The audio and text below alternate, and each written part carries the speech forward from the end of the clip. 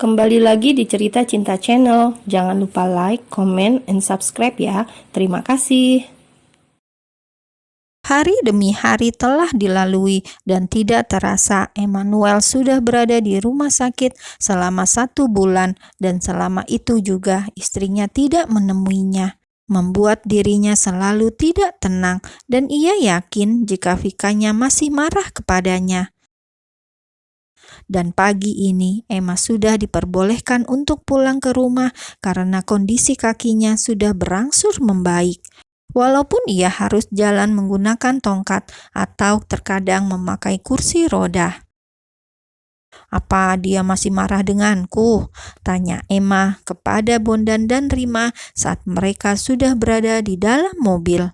"Tidak, dia tidak marah denganmu," jelas Rima tersenyum, lalu mengusap punggung putranya dengan lembut. "Tapi kenapa dia tidak pernah menemuiku? Apa karena aku sekarang cacat?" Emma mulai berpikiran negatif lagi kepada istrinya. "Dan setiap pesan dan panggilan dariku juga tidak pernah dia respon sama sekali," ucap Emma lirih.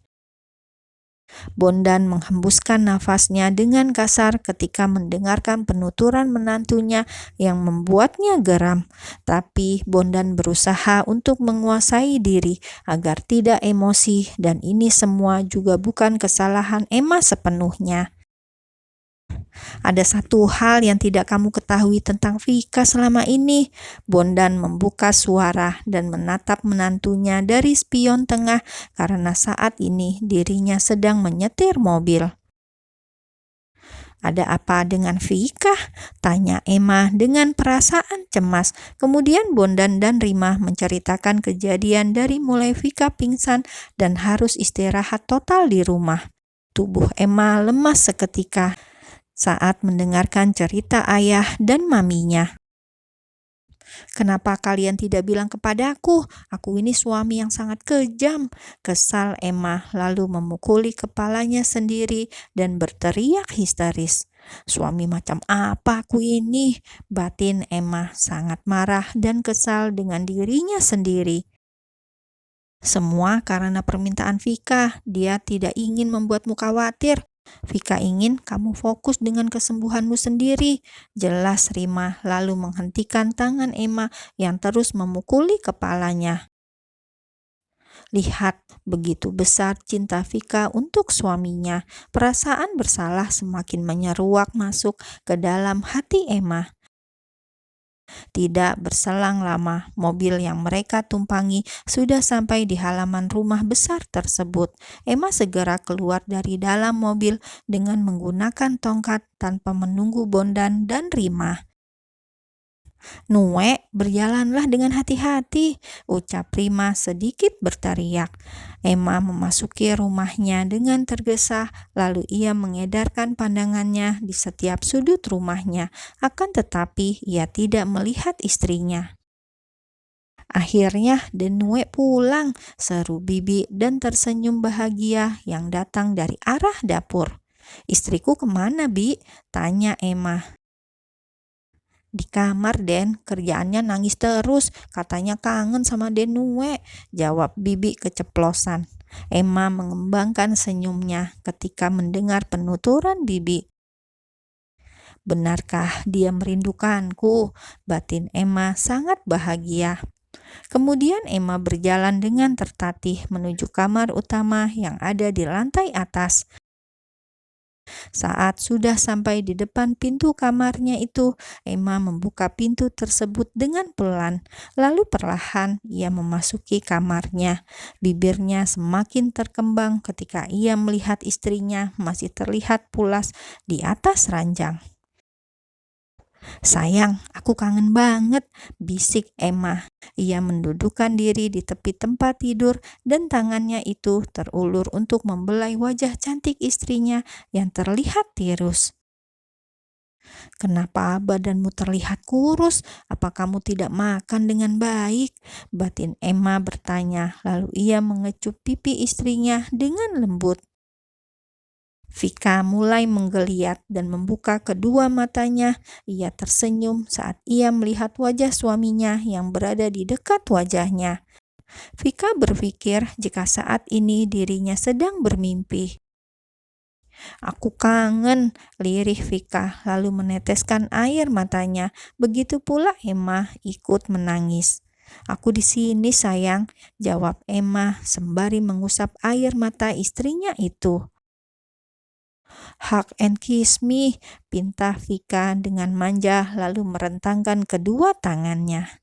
Emma terkekeh pelan dan juga merasa terharu dengan tingkah istrinya yang sangat menggemaskan itu. Inilah yang sangat dirindukan olehnya, sikap istrinya yang kekanakan dan juga manja ketika bersamanya. Emma menundukkan badannya dengan pelan, lalu mengecup bibir manis yang sudah lama tidak ia rasakan itu dengan sangat lembut dan salah satu tangannya menekan tengkuk Vika. Vika memejamkan matanya saat ciuman hangat itu berlabuh ke permukaan bibirnya. Ia merasakan ciuman itu terasa sangat nyata, apalagi deru nafas hangat Emma sangat terasa menerpa wajahnya. Apakah ini mimpi? Tapi kenapa terasa sangat nyata? Batin Vika ketika ia merasakan sesapan lembut di bibir atas bawahnya bergantian. Emma melepaskan tautannya, kemudian ia tersenyum dan mengusap bibir istrinya yang basah dengan ibu jarinya. "I love you," bisik Emma dengan sangat lembut, tepat di depan bibir istrinya.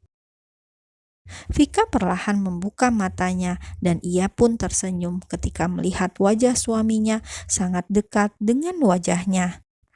Tapi senyuman itu hanya beberapa saat dan raut wajahnya berubah menjadi terkejut. "Ini nyata," batin Vika semakin melebarkan matanya. "Nue," pekik Vika lalu mendorong dada Emma dengan kuat hingga membuat suaminya itu terjatuh di atas lantai. "Bruk, au," pekik Emma sembari memegangi pinggang dan juga kakinya yang masih sakit itu. "Oh, astaga!" Vika langsung bangkit dari tempat tidur dan membantu suaminya berdiri, lalu mendudukkannya di tepian tempat tidur. "Aduh, sakit sekali kakiku ini," keluh Emma dengan raut wajah yang sangat kesakitan.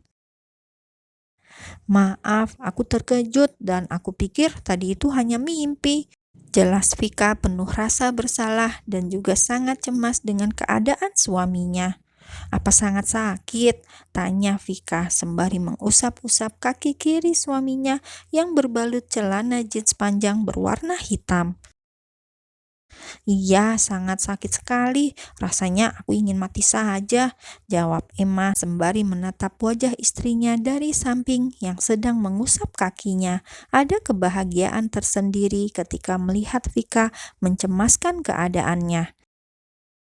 Vika menoleh dan menatap suaminya dengan mata yang berkaca-kaca.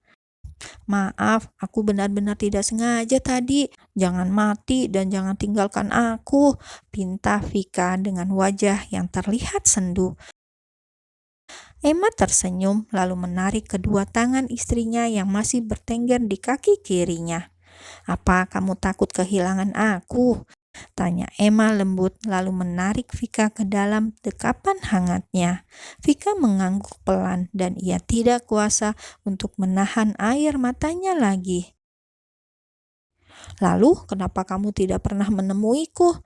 Apa kamu tidak tahu betapa rapuhnya aku tanpa dirimu?" tanya Emma walaupun ia sudah tahu alasan istrinya tidak menemuinya dari Bondan dan Rima, akan tetapi ia ingin mendengar dari bibir istrinya sendiri. "Maaf," hanya kata itu yang terucap dari bibir Vika dengan nada yang bergetar, menandakan jika istrinya itu tengah menahan tangisannya. "Aku tidak menemuimu karena aku takut mengganggumu," lanjut Vika setelah diam beberapa saat. Peletak, Emma menyentil kening istrinya dengan sangat keras karena ia gemas sendiri lantaran Vika berani berbohong kepadanya. "Sakit," rengek Vika sembari mengusap keningnya. Itu akibatnya karena kamu sudah berani berbohong kepadaku. Aku sudah tahu semuanya, ucap Emma lalu mencium kening Vika dengan lembut. Semuanya, beo Vika, dan Emma mengangguk lalu memeluk istrinya dengan erat. Iya, ayah dan mami sudah menceritakan keadaanmu. Sayang, maafkan aku. Karena akulah kamu harus mengalami masa sulit itu, ucap Emma dengan penuh sesal. Lalu ia mengurai pelukannya dan menciumi wajah istrinya dengan sangat gemas. Aku juga minta maaf karena terlalu egois dan tidak mengerti perasaanmu waktu itu, balas Vika merasa sangat bersalah. Jadi sekarang kita baikan? Tanya Emma bahagia. Jawab Vika mengangguk pelan lalu memeluk suaminya dengan erat. Aku sangat merindukanmu. Sama, aku juga sangat merindukanmu dan juga Junior, balas Emma sembari mengusap perut istrinya yang buncit itu. Junior sehat dan sudah sangat aktif sekarang, jawab Vika lalu mengurai pelukannya. Benarkah? Tanya Emma dan diangguki Vika. Tapi dia tidak bergerak, ucap Emma lagi dan terus mengelus istrinya. Ia sangat penasaran dan ingin merasakan pergerakan anaknya yang masih di dalam kandungan istrinya. Mungkin dia pengen dijenguk papanya, bisik Vika, lalu menundukkan wajahnya malu. Nakal ya sekarang.